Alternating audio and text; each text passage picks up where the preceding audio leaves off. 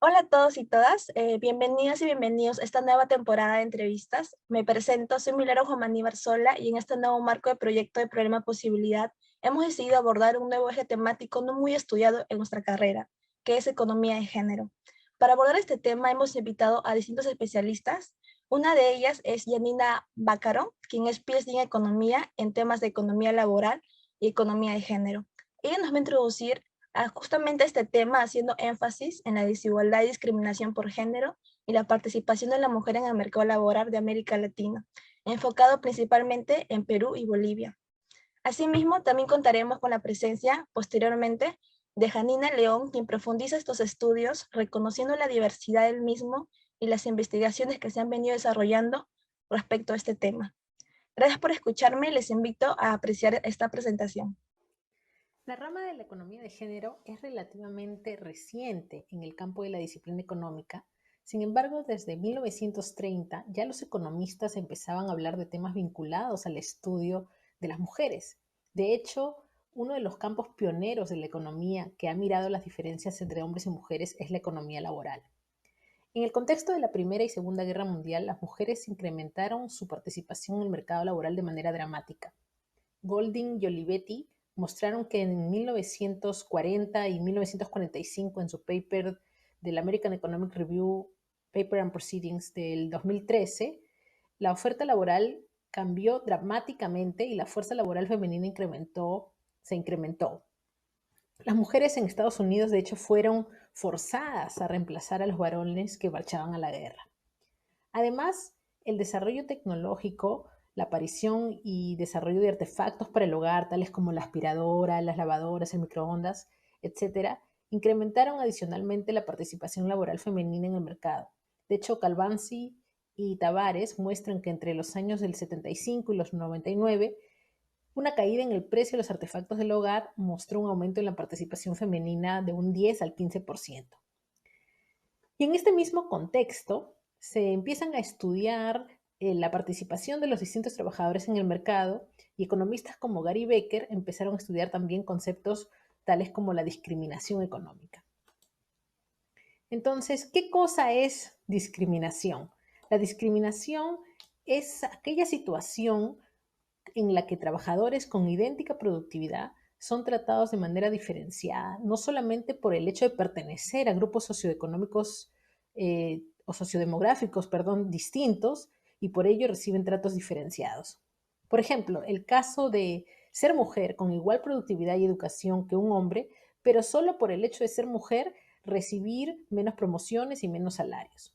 En general, la discriminación laboral puede provenir sea del lado del empleador como de los colegas y o consumidores. De hecho, la economía demuestra por qué la conducta discriminatoria es ineficiente. La ecuación que aquí presento muestra justamente los ingresos determinados por el precio y el número de productos vendidos y los costos que van a determinar las ganancias de una empresa. Entonces, vemos cómo una firma discriminadora, aquella que incurre en mayores costos en su función de producción, eh, justamente tiene que incurrir en estos mayores costos porque tiene esta preferencia específica por cierto tipo de trabajadores que comparada con una empresa que no lo tuviera, que no discrimina, y por tanto repercute en menores ganancias. Por eso, según los modelos económicos, como resultado, la empresa que discrimina es ineficiente, tiene menos ganancias en el largo plazo y sale del mercado. Hay dos razones importantes por las cuales se busca reducir la discriminación laboral. Y la primera es el crecimiento económico. De hecho, el Instituto Europeo por la Igualdad de Género ha predicho que para el 2050, si se mejora la igualdad de género, por ejemplo, en países de la Unión Europea, significará un incremento en su PBI per cápita de alrededor de 10%. Y el segundo argumento es aquel que se refiere a aquellos que una mejor distribución de recursos proporciona más satisfacción a los trabajadores y mejora el bienestar.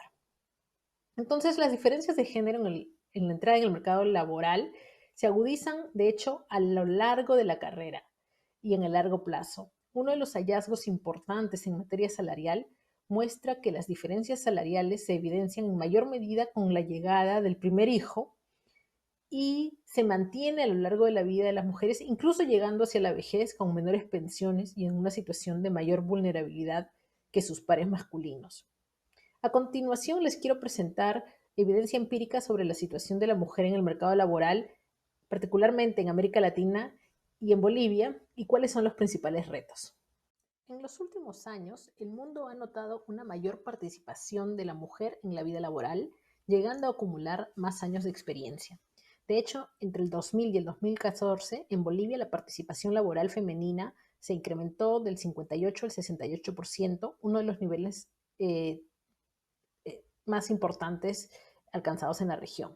En el ámbito educativo, especialmente en el mundo, las mujeres alcanzan niveles de educación superiores a los de los varones y tienen mayores probabilidades de graduarse de una institución superior. Bolivia es una excepción al caso de América Latina. Vemos que según datos de la CEPAL, las mujeres en Bolivia alcanzan en promedio un año menos de educación que los hombres. Sin embargo, hay una falta de representación de las mujeres en las carreras más remuneradas. De hecho, no tengo datos de Bolivia, pero para el Perú, un país de la región con características similares, solo un tercio de todas las mujeres graduadas de programas de educación superior son graduadas de programas STEM, es decir, de programas de ciencia, tecnología, ingeniería y matemáticas.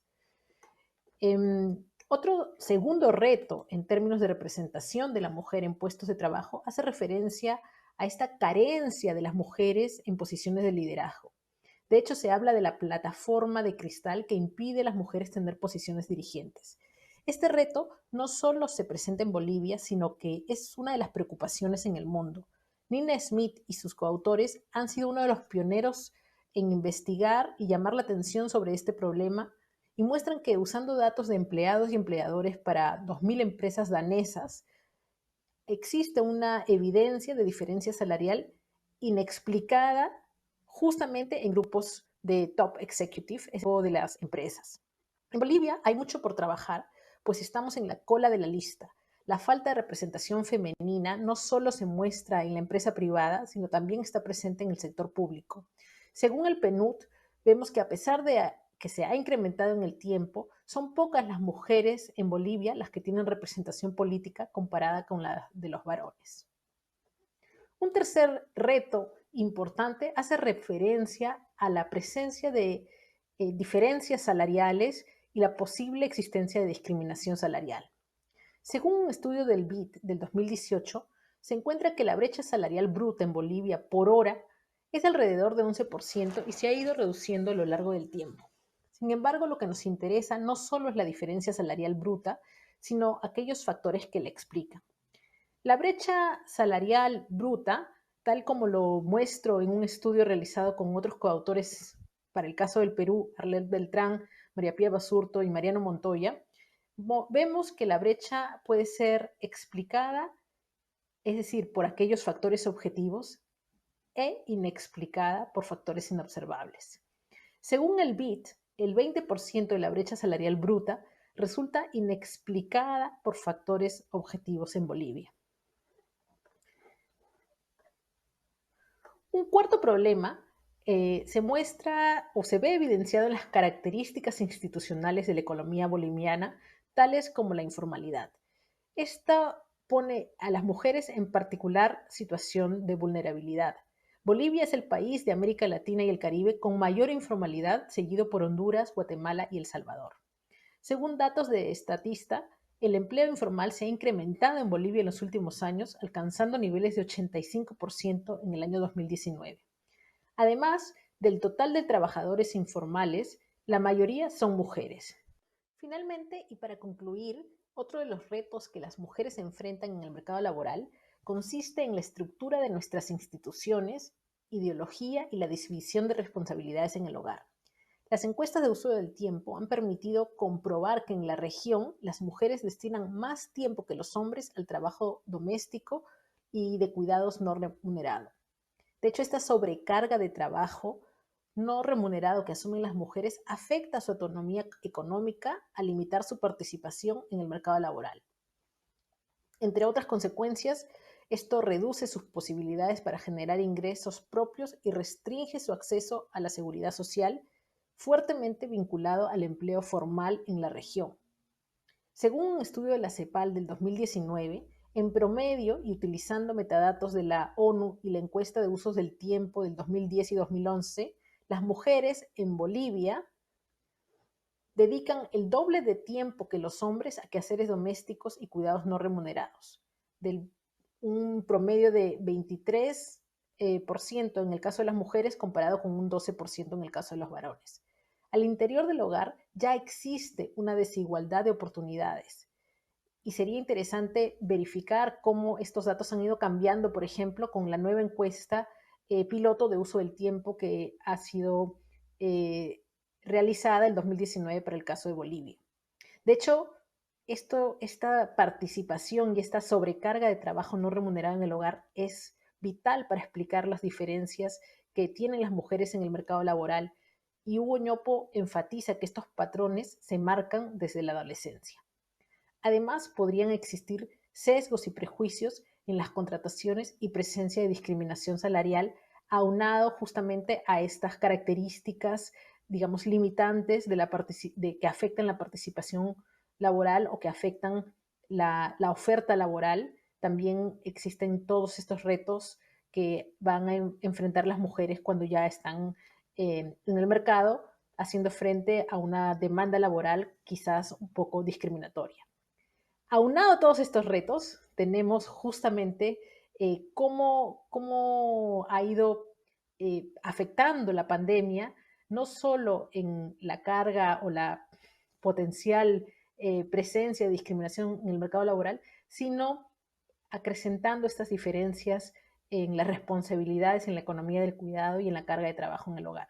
Creo que hay que tener en cuenta todos estos factores para tener una mirada un poco más sintética de la situación y una mirada más crítica que pueda justamente ayudarnos a elaborar políticas más inclusivas, más igualitarias, que permitan hacer justamente una sociedad más igual en términos de género.